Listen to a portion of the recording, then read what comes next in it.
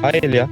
The call started pretty straightforward. We were talking about where they were from. I studied at Atos. Oh my God, this is a Korean accent. I'm like, am I being targeted by a North Korean hacker? Why do you have a Korean accent? And that's when it all shut down.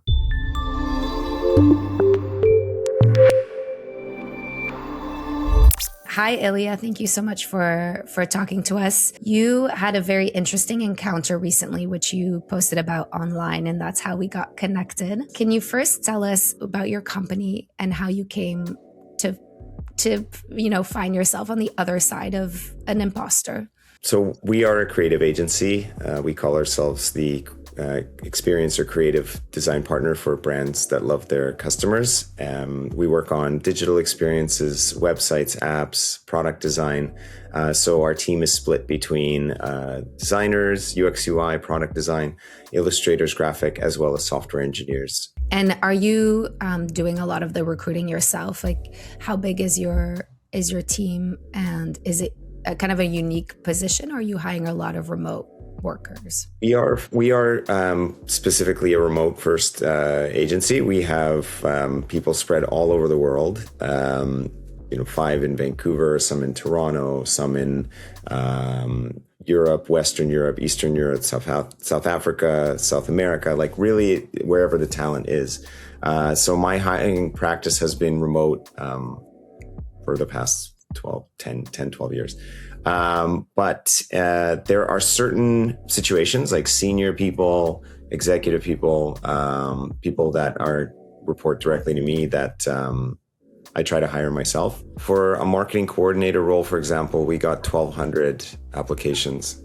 Wow. Whereas for a software engineer, we got like 150 or 200. Okay.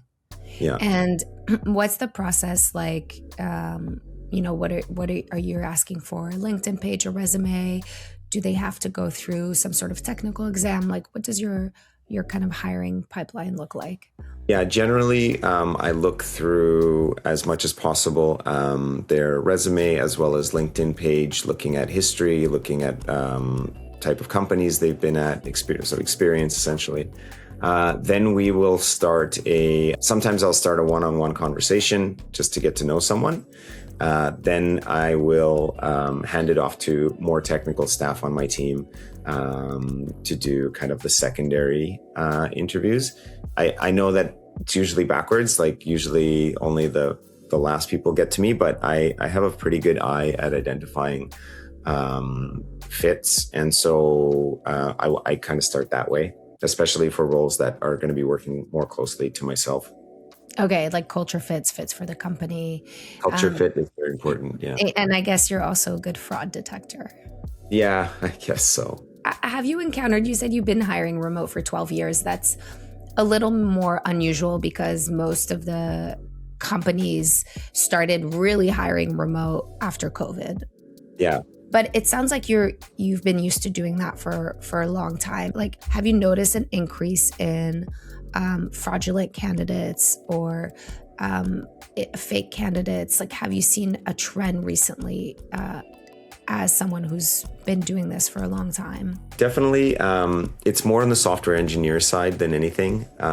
So in this case, I was hiring a senior software engineer, posted about it on LinkedIn, got quite a few candidates, and was interviewing what seemed to be a pretty good fit. And in this case, I was doing the interviewing for someone fairly senior. So. But in your case, kind of walk me through, you get this resume, you post it, you select the resume, you said based on qualification, and then you get on a call.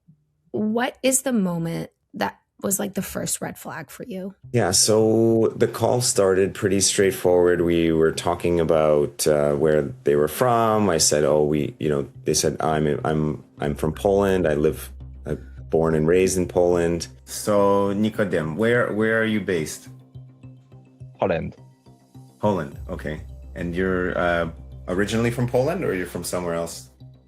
Yeah, I was born in Poland, and yeah. I didn't really clue in at first. I didn't even think anything of the accent. I was just like, really, I only gave that person maybe 4 or 5 words to say as I was kind of introducing myself. We were just there last year. My stepfather's from Warsaw. So. Oh, really? Yeah.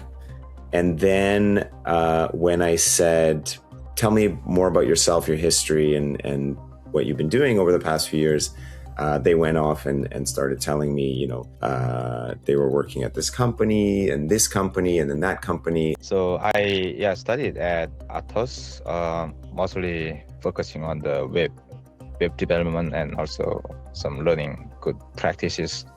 And then after that I joined Deepfakes. I studied building the larger front-end applications with JavaScript and React. And then I moved to data art. And it was about 40, maybe 30 or 45 seconds in. And as I listened more, I'm like, oh my God, this is a Korean accent. I'm like, am I being targeted by a North Korean hacker? Started even mentoring some junior guys there. And yeah, most recently at Poland, I've been working on I waited maybe 15 to 20 seconds. I just want to confirm for sure that this is a Korean accent. And I've grown I grew up in Vancouver. I've tons of Asian friends. I speak multiple Asian languages. I know the difference between Eastern European and Korean. Viewing processes. Can I just stop for a second? I was like, I started laughing. I'm like, I'm just gonna stop you. Like, why do you have a Korean accent? And that's when it all shut down. Did he make any attempts to recontact you after that, or no? I mean, and also what's interesting, I mean, you have, you are lucky in the sense that you have this knowledge of languages and an understanding of accents and tones, etc., which is very much like me, right? I grew up in a bilingual environment, in a multicultural environment. One guy was like, I was interviewing a guy that was like Carlos Sanchez, and he had a Korean face with a Korean accent. Oh yeah, from like Texas, right? Mm-hmm. And they were even saying that they're in the States too. Like it's hodgepodge in terms of trying to mask the quality of their persona. But the fraud or scam or hacker, whatever you call them, has really started in the past couple of years. And with, I think it started after COVID, really, like they maybe developed this policy that's as a good idea. You can turn the camera off. You can make it so that you say that it's a slow thing. But it's when deepfake videos started coming out that really became kind of an easy to target other companies that way. Yeah, the technology, it definitely went hand in hand. And now it's like completely accelerating, right? Because changing your voice in real time or changing your face in real time is becoming easier. But we know, we've been talking to other companies, and one of the like indicators, one of the shifts that started happening about, I'd say like 8 months ago, is they started stealing a lot of Polish identities actually. Because there's so much attention on the US. The FBI put out, a release with faces. And so they started sort of pivoting to Europe, not only infiltrating European companies, but actually stealing Polish identities, specifically Poland. So that's why I found this case to be so interesting, because it was also proof that, that they're going after those types of identities. And then you notice something you said you didn't notice anything in the moment with the candidate's face, but you said that afterwards you suspect that they're wearing that they've changed their appearance. Yeah. When you take a further look at the video itself, you can see like the face doesn't really move. It doesn't really have a lot of reaction. It's almost like super morose. Just a very like light smile, but really like the musculature doesn't really change. So I found that interesting, and it's a kind of dead giveaway. Yeah, and generally you have to keep your hair, but short. And they have blue eyes, I think, in the video, right? And generally you keep your hair and then you swap your face. Yeah, which is black, and then you swap your face. Yeah. And the hair is clearly like, I mean, not clearly, but it's a fairly like shorter, like black hair. You're like, maybe this is a Asian haircut, but I don't know. Yeah, the reason I asked you for if they had provided photos or like a LinkedIn, because sometimes what they'll do is they'll fully steal someone's identity. So they'll take their photos, and from the images, that's why when I saw that face and you mentioned there's also a slight delay between voice and face when you watch the video closely, and I wanted to see if I could identify which face they used, because sometimes they'll take someone's face, they'll take someone's name. And if you're a recruiter or you're someone, you're looking and you're like, oh, this person does exist, right? Yeah. So they like, when he submitted, they didn't have any face to either the resume or the LinkedIn profile. Are you are you going to change your way of recruiting, or are you more like, are you going to be more suspicious now moving forward that there's a pattern. There's a pattern. My friend Emily from HR, like she works at an HR, and she's a recruiter many years for Google and other companies. And she's like, we have identified this pattern. She told me what the pattern is. Okay. And she's like, we tag them as FAF, which is fake as fuck. Okay. It's pretty funny.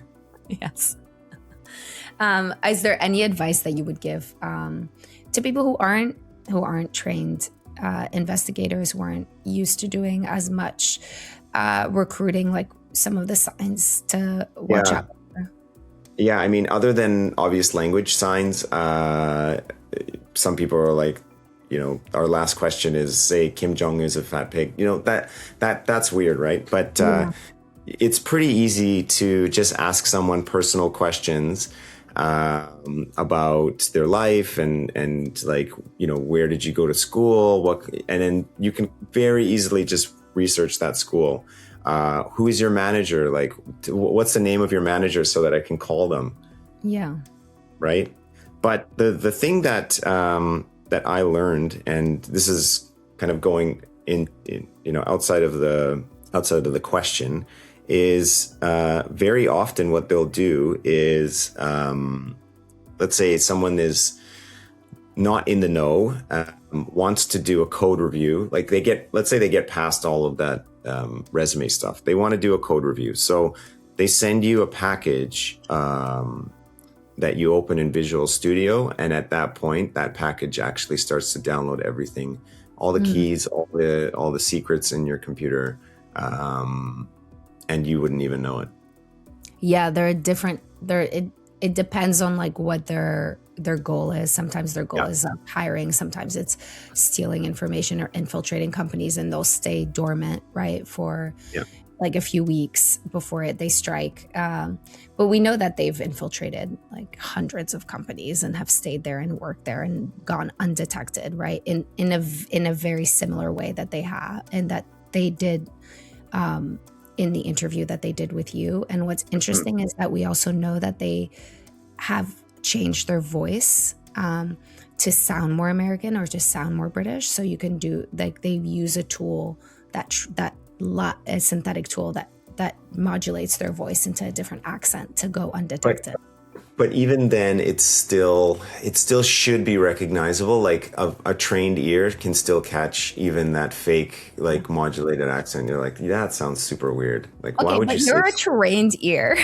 No, I'm a trained ear. You're a trained ear. I'm a trained ear. I think when I talk to most recruiters, they're like, if they're senior, they're like, we've done this so long that we can, really start to pick up even on red flags. Like one recruiter showed a really helpful tip, which was, start to like signal that it might be an in-person role. And notice like the shifts, like suddenly they're not super interested in it anymore. Like, could you travel next week if you're based in Texas? Like, where our interviews happen, we're paying for interviews in person. Yeah. So that's the easy. I guess that's the easiest one. We're paying for interviews in person. Are you interested?